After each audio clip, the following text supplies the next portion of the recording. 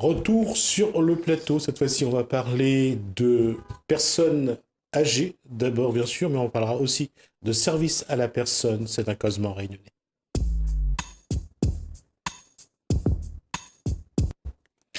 Bonsoir Alicia Ayano, directrice donc et de directrice de développement de Soleil à Réunion, donc une entreprise de service à la personne. Effectivement, oui. Bonsoir. Donc, Bonsoir. on a également avec nous Marie-Michel Fontaine, qui, elle, est debout. Je vais vous expliquer.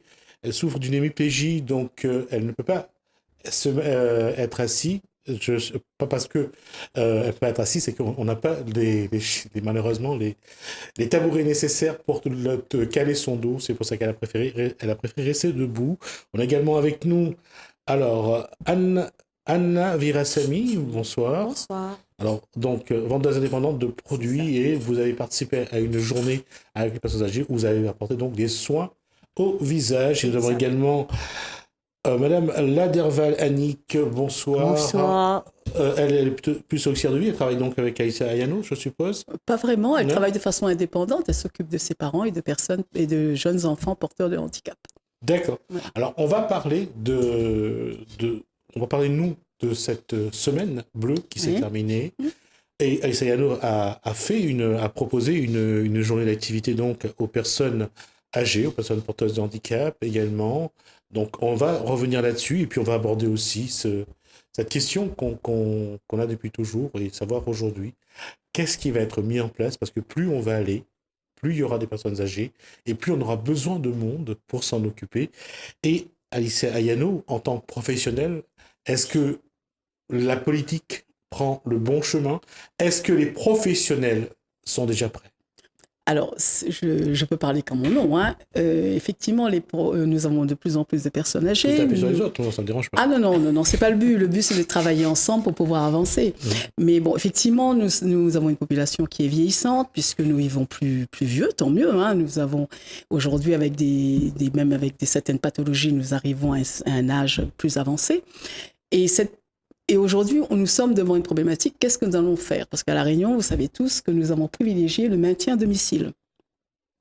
On s'aperçoit qu'aujourd'hui, le maintien à domicile a ses limites. Le maintien à domicile, ça veut dire que faire des actions nuit et jour. Parce que les personnes, il faut qu'ils aient quelqu'un avec eux nuit et jour. Aujourd'hui, je crois que la grosse problématique, c'est la nuit. Comment allons-nous faire pour pouvoir garder nos personnes âgées à domicile la nuit? Alors, maintien des personnes âgées à domicile, ça a ses limites. On va juste définir pour vous quelles peuvent être ces limites. D'abord, la limite, c'est de dire que des professionnels vont se déplacer pour une personne pendant un laps de temps. Et c'est vrai que là aussi, il y a ce qu'on appelle les exigences économiques, Alicia Ayano. Ah oui, parce que ça a un coût. Ça a un coût. Je veux dire que si quelqu'un est une personne âgée qui est chez elle toute seule, si elle est partiellement autonome, c'est OK. Mais si elle n'est pas du tout, si elle dépend de quelqu'un d'autre, ça veut dire que c'est toute une journée. Toute une journée. Alors, comment faire? Parce que ça a un coût. On avait dit au départ le maintien à domicile parce qu'il y avait l'environnement familial. Et il y a une chose aussi qu'on découvre, c'est que non seulement ces personnes-là sont isolées, mais aussi parfois très abandonnées par leur entourage. Oui, mais après, vous savez, comme je le dis, le monde change. Nous sommes en plein changement, le monde bouge. Ça veut dire qu'aujourd'hui, avant, les familles, on vivait tous dans la même cour. C'est toujours de la répétition peut-être que je dis. Nous vivons ensemble, les enfants bougeaient moins. Aujourd'hui, on part souvent aller en France métropolitaine, même ailleurs, pour faire des études. Les maisons sont de plus en plus petites. Je veux dire, on ne peut pas vivre tous ensemble. Il y a tout ça, toute cette évolution de la société qui fait qu'on doit aujourd'hui penser autrement, voir autrement. Avant de revenir à cette question, je vais demander à Marie-Michel Fontaine. Ah oui. Alors, avec cette hémiplégie, comment on s'occupe de vous? Mais il y a l'infirmière qui vient le matin et le soir pour faire le bain. Et pour les autres, j'allais dire les autres actions domestiques, comment ça se passe? Je fais un petit peu moi-même. Quand je suis fatiguée, je m'assois, je fais un petit peu la vaisselle, je rends mon lit, je passe un petit balai. C'est comme ça, je fais à manger. J'essaye moi-même de faire moi-même. Vous vivez seul, je suppose? Oui. Et il n'y a pas un moment, il n'y a pas de crainte à avoir, même s'il y a cet handicap, il y a tout un côté, apparemment c'est votre côté droit, gauche, pardon, Gauche. Le côté gauche qui est, gauche. qui est atteint. Genre, il n'y a pas de souci à ce niveau-là, vous vous débrouillez, vous êtes indépendante? Un petit peu. Un petit peu. Et le maintien à domicile, c'est bien, c'est-à-dire il vaut mieux rester chez soi dans votre situation à vous, hein, Oui, plutôt que d'être dans une structure. c'est mieux. C'est mieux pour vous? D'accord. Je vais poser la question à Annick Laderval. Pour les personnes âgées aujourd'hui, même si elles sont seules, elles préfèrent rester à la maison plutôt que d'aller dans une structure? Ben oui, nous, mon papa, lui, il préfère rester chez lui. Il va pas. Et puis nous aussi, on ne veut pas le mettre dans une structure. Mais là, la famille autour, Oui, Et donc solidaire. moi, solidaire, très solidaire chez nous. Donc moi, je suis payée par le conseil général. Départemental. Donc pendant 3 heures de temps. Mais 3 heures de temps, depuis 5 heures du matin, je suis chez mon papa jusqu'à le soir. Alors, justement, et c'est là où on voit, parce que les heures se réduisent aussi au niveau du conseil départemental, que ce soit les heures d'aide ménagère ou autres, c'est pas simple d'en avoir. Et quand on est responsable, enfin, quand on prend en charge son père comme Oui. ça veut dire que c'est un travail à plein temps. À plein temps, oui. Donc, nous, on a les frères et ma sœur. Nous, on est à 7. On a 5 frères et 2 sœurs. Donc, l'après-midi, quand mes frères ne travaillent pas, chacun son tour, il reste. Et moi, je vais m'occuper de ma petite fille qui, elle aussi, elle est handicapée. Je vais l'emmener au sport tous les après-midi vers 4h moins le quart au Champ-Fleury. Et on retourne chez nous. On est arrivé à 7h le soir. Donc, et tous les jours, c'est comme ça. Hein. D'accord. Aïssa Yano, il y a un souci qui se pose maintenant depuis quelques temps, c'est comment professionnaliser ces personnes qui s'occupent de leurs proches. Alors, il y a de plus en plus, on tend vers ça, hein, je veux dire, même la nouvelle législation tend vers ça. Par exemple, des personnes qui travaillent avec, par exemple, Mme Laderval, qui travaille depuis quelques années, il y a la validation des acquis. Il y a vraiment un effort qui est fait dans ce sens-là. Mais après, comme il n'y a pas d'obligation d'avoir, sauf dans les services, dans les entreprises, mais par exemple, madame est aidante familiale, il n'y a pas d'obligation d'avoir un diplôme pour pouvoir exercer. Après, c'est à la demande de la personne qui se sent un peu limitée, parce que quand même, il faut quand même certaines connaissances, parce que de plus en plus, on a affaire à des, comme j'ai dit, des pathologies différentes et tout, et puis comment aussi se protéger un peu par rapport à la personne qu'on s'occupe. Là, aujourd'hui, il y a une demande qui se fait de la part des aidants familiaux, effectivement. Il y a une question que je voulais dessus, puisqu'on parlait des limites du maintien à domicile. Il y a une chose qui se fait, c'est quand la personne n'est plus, je dirais, sort du cadre, Oui. parce que ça exige beaucoup plus de connaissances, ça exige beaucoup plus de professionnalisme. Et là, on se rend compte que si on ne peut pas professionnaliser pour une seule personne, on ne peut pas lui donner un boulot à plein temps ou à temps plein pour une seule personne. Aujourd'hui, il vaut mieux les mettre en structure parce qu'une personne, pour 4 ou 5, c'est beaucoup plus rentable. Oui, bien sûr, c'est plus rentable, bien sûr. Mais après, vous savez, il y a une chose, nous sommes dans un pays de droit où la personne âgée, elle a des droits. Si elle a envie de rester chez elle, elle peut rester chez elle, même si autour, il n'y a pas forcément toute une structure bien organisée. Les personnes ont le choix de rester chez eux. Voilà, ils ont ce choix-là. Aujourd'hui, après, comme je le dis, bon, ce serait un peu trop long. Il y a quand même d'autres dispositifs. Il n'y a pas que l'APA, il n'y a pas que l'aide ménagère, il y a d'autres dispositifs qui existent. Mais après, voilà, le dispositif, c'est toujours la journée. C'est toujours le problème de la nuit. Qu'est-ce qu'on fait la nuit, sauf si les personnes ont les moyens de payer. Parce qu'après, vous pouvez avoir des gardes. Je ne dis pas qu'il n'y a pas, si, vous pouvez avoir des gardes de nuit. Mais après, ça a un coût. Tout a un coup. Alors, justement, il y a donc eu cette journée qui a été donc organisée chez vous pour les personnes âgées et pour les personnes également porteuses de handicap. On va regarder quelques images, on va continuer à discuter. On va d'abord commencer par la première vidéo, le soin du visage. Les personnes montrer que ces personnes-là apprécient autant qu'on s'occupe d'elles que n'importe qui, quoi, finalement. Alors, donc, pendant que les images défilent, je disais que Aïssa Yano, on a vu quand même, on le voit pendant cette journée-là, ils ont l'envie est là, le plaisir de se retrouver. Et il y avait du monde quand même à cette journée. Oui, il y a toujours du monde. Nous la faisons une fois par an, puisque bon, après c'est une question d'organisation. Et nous y tenons, puisque ce jour-là, nous avons des personnes qui vont nulle part ailleurs. Ça veut dire que nous avons nos bénéficiaires, bien sûr, et puis nous avons aussi une association de personnes porteuses de handicap qui vient tous les ans. Mais ce sont des personnes qui ne vont nulle part ailleurs. Alors, ben, ce jour-là, c'est leur journée. Ça veut dire qu'ils viennent chez nous. Nous, c'est une journée, on a le temps. Je veux dire, on a le temps, on prend le temps pour eux. Et on sait très bien, après, comme vous le disiez tout à l'heure, je veux dire, tout individu a besoin de relations humaines. On a besoin d'être touché, on a besoin d'être écouté, on a besoin de sourire, on a besoin de danser. Et ce jour-là, c'est une journée de plaisir, de partage, de convivialité.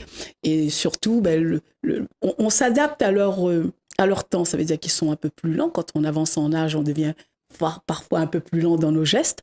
Et ce jour-là, ben, nous sommes là. Les auxiliaires de vie participent également, hein, parce que si nos auxiliaires ne participaient pas, on aurait eu beaucoup de mal. Les auxiliaires participent à la journée. Et ça fait que bon, ben, c'est un moment privilégié.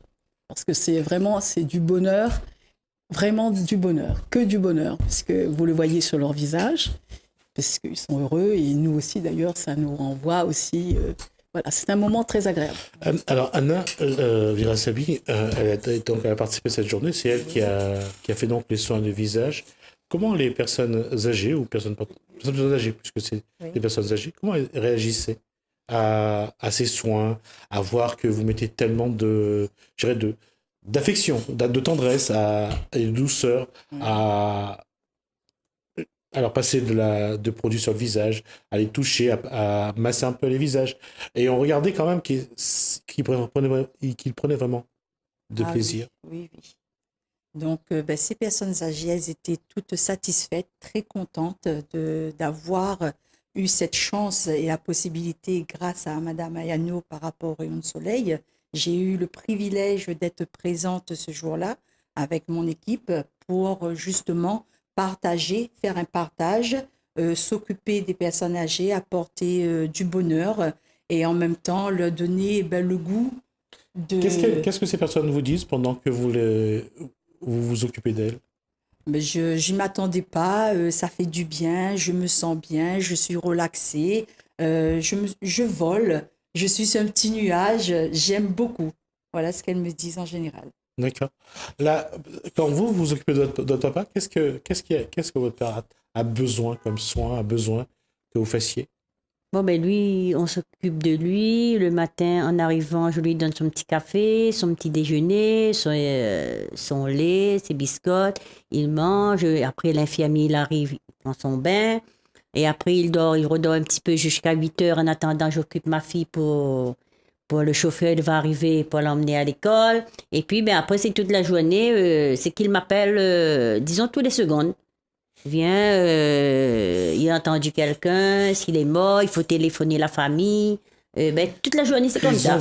Ils ont besoin d'occupation, en tout cas. Ils ont Voilà, besoin d'être occupés, d'avoir une activité. Oui. Et puis, nous demandent des nouvelles de toute la famille. Si on a entendu un tel, c'est comme ça toute la journée. Donc, au moins, vous connaissez des nouvelles de tout le monde. Voilà. Grâce à votre papa. La question d'activité, on va le voir.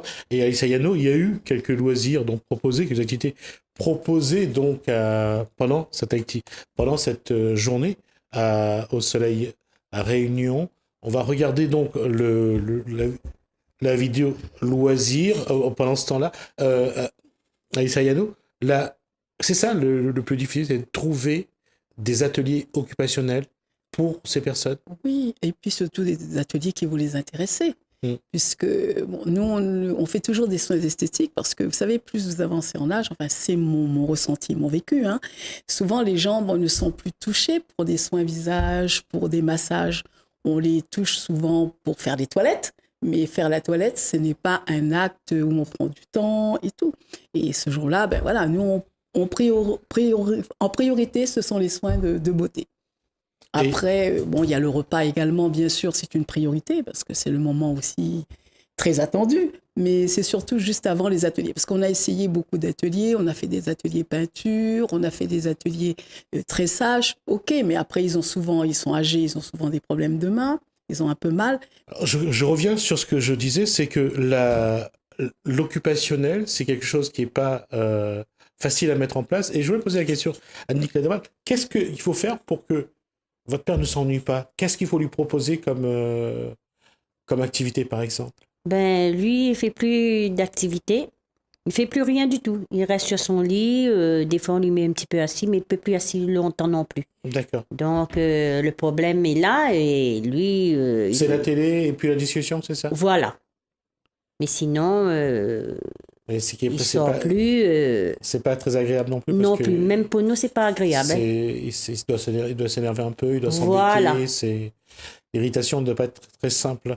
Je reviens à ça, justement, Alice Ayano. Aujourd'hui, quand on propose, par exemple, cette journée-là, on l'a vu, il y avait plus de monde que prévu, c'est ça? Oui, beaucoup plus de monde que prévu. Ben oui, on a du succès de chaque année un peu plus. Mais après, comme je le disais, mais la musique aussi, c'est une très bonne activité. Puisque la musique, c'est quelque chose que les personnes au plus jeune âge, on écoute de la musique. C'est une activité qui reste, même si, voilà, s'asseoir. Et puis, le fait ce jour-là de regarder les autres. Je crois que souvent, comme tout à l'heure on le disait, la solitude et le fait d'être seul. Et là, ce jour-là, il y a du monde, il y a de l'activité. Le fait simplement de regarder certains passer et venir, déjà, c'est une activité. Puisque souvent, certains, ils sont seuls chez eux. Mais c'est le fait d'être avec les autres. Je crois que c'est ça qui est important. Même si Mme Nava dit que son père, il a énormément de chance parce qu'il a tous ses enfants qui viennent toute la journée. Effectivement, il ne peut plus, il est dans son lit. Mais c'est quand même, c'est beaucoup d'avoir de la visite. Et vous avez certains qui n'ont plus de visite. Le fait d'avoir des gens qui passent, qui viennent, vous regardez l'autre qui passe, par exemple, au moment du repas avec des plats, même des odeurs, des senteurs, des choses tout à fait différentes, puisque là, il y a eu la cuisine, tout ça. Je crois que c'est ce qu'on voudrait, si vous voulez, moi, ce que je crois, parce que je côtoie quand même pas mal de personnes âgées, c'est la vie. Ça veut dire pas parce que je suis plus âgée que je n'ai pas droit à la vie tout court, les bruits, un peu de circulation peut-être, mais la vie elle-même.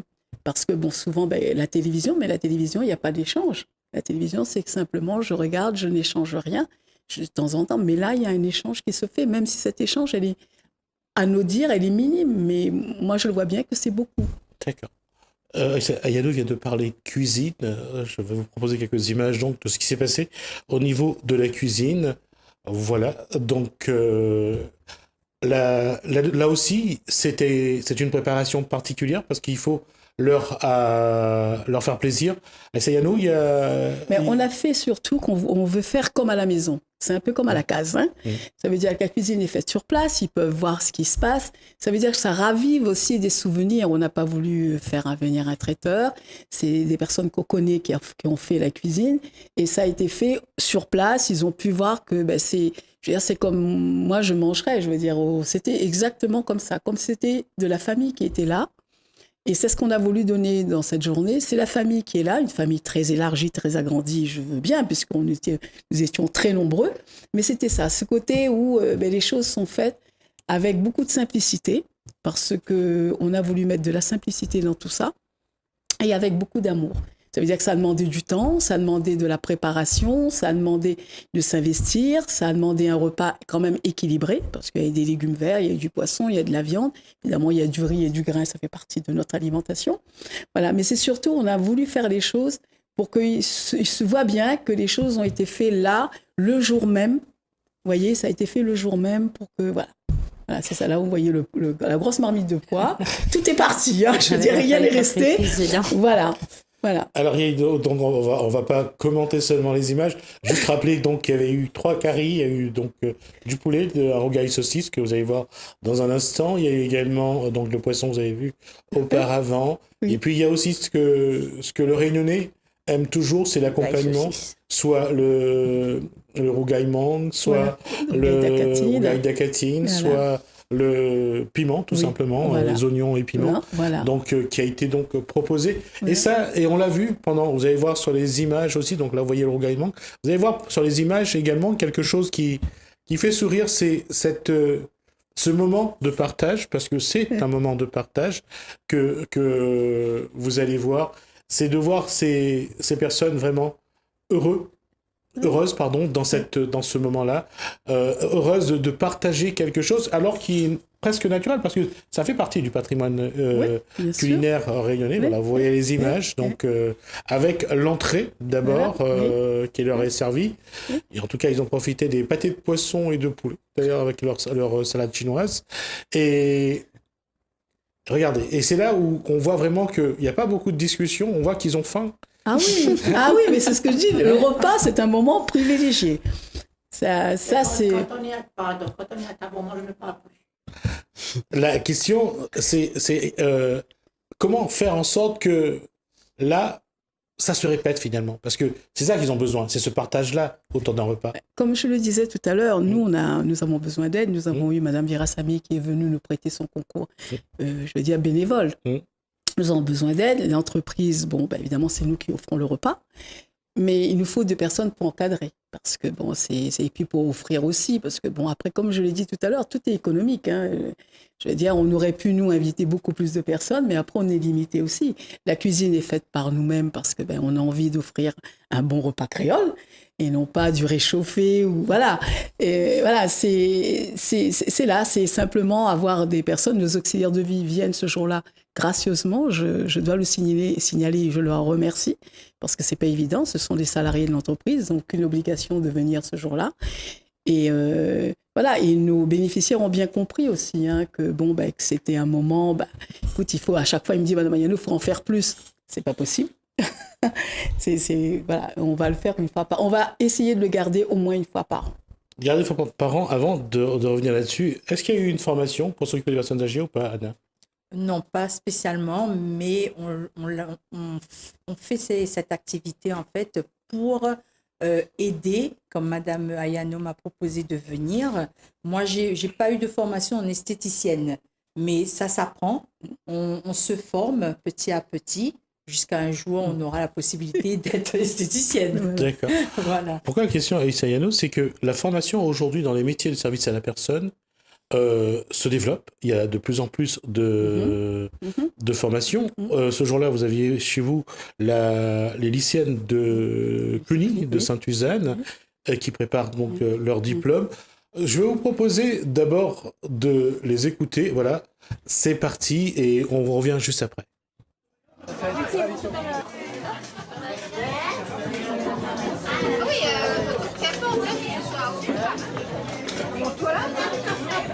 C'est pour les personnes âgées, les enfants, et c'est pour faire de l'animation, restauration, hygiène et soins corporels. On apprend comment faire les techniques de soins, les techniques d'hygiène et aussi la restauration. À l'issue de cette formation, on peut être infirmière, auxiliaire de vie, aide-soignant. On peut faire plusieurs métiers en fait. Pour travailler dans ces métiers sociaux, il faudrait être ponctuelle, souriante, dynamique. Oui, au jour d'aujourd'hui, on aurait plus besoin de personnes comme nous, car la population vieillit et il y a aussi une perte d'autonomie. Aujourd'hui, on a plus besoin de nous parce que la population vieillit. Il y a la création des hôpitaux. On demande beaucoup de personnel qualifié pour répondre aux besoins des personnes. Par exemple, dans les crèches et tout aussi, on a beaucoup besoin de personnel pour répondre aux besoins des enfants. Tout ça. Et dans le milieu hospitalier, on aura besoin aussi des personnels par rapport à la perte d'autonomie et aussi des personnes pour soigner les patients, les personnes malades.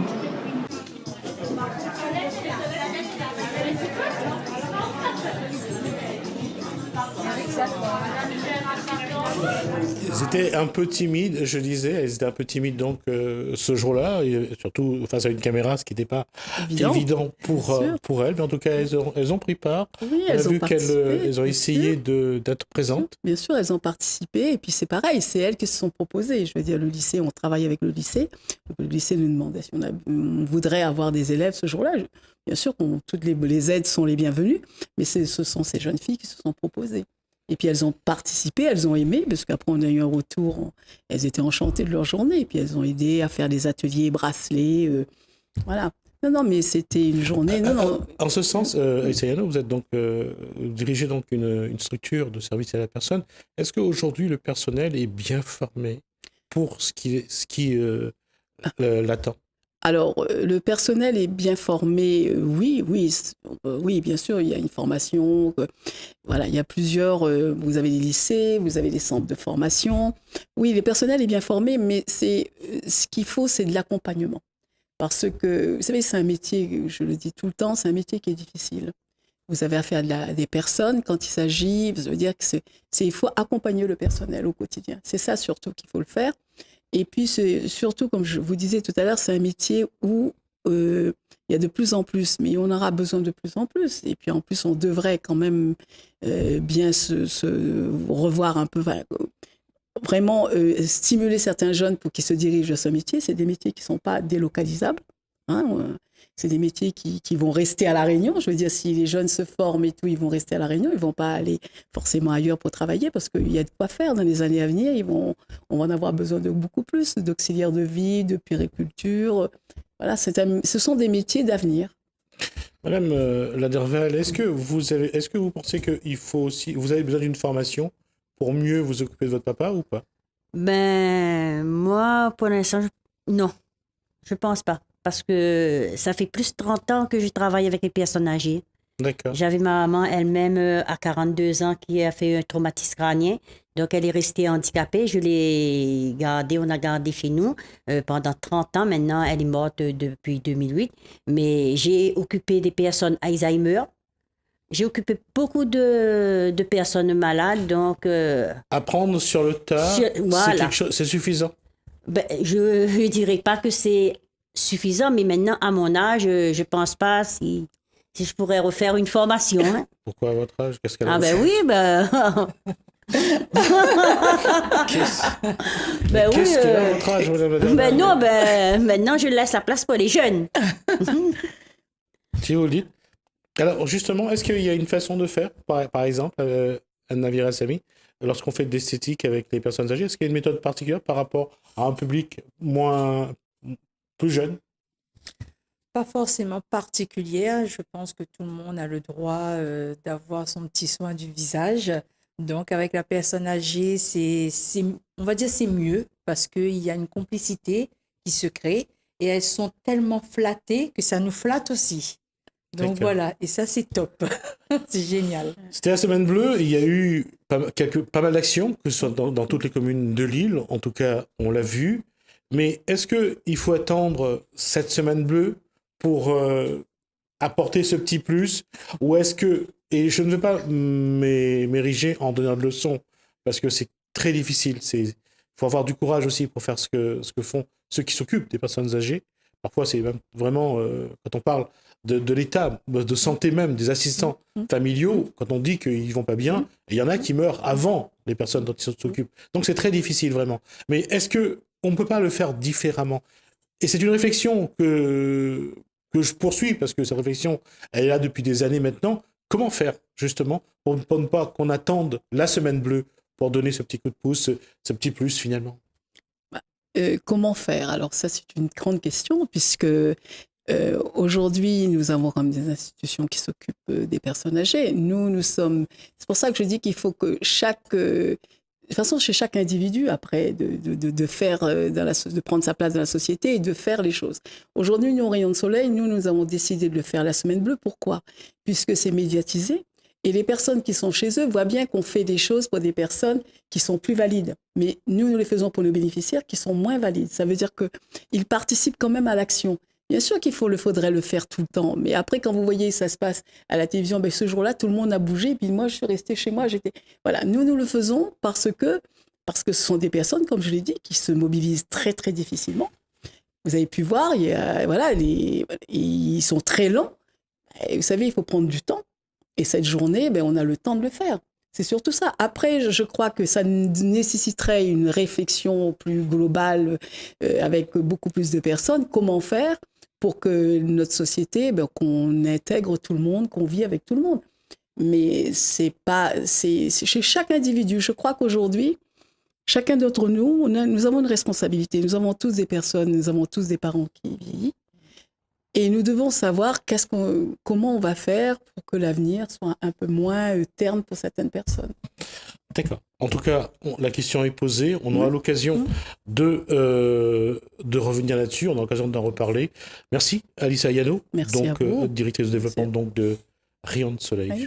Je me suis trompé. Merci également à Annick Laderval. Merci à vous. Anna Virasamy. Merci. Je m'excuse auprès de Marie-Michel Fontaine. On aurait dû prévoir une chaise pour son dos. On ne l'a pas fait. Merci en tout cas d'être venu depuis... Merci d'être venu depuis Saint-Benoît. Merci à vous de nous avoir suivis. Ça a été, j'espère pour vous aussi, un moment agréable. Et j'espère que le repas qui a été offert aux personnes âgées dans cette semaine bleue, vous avez aussi mis en appétit pour ce début de soirée.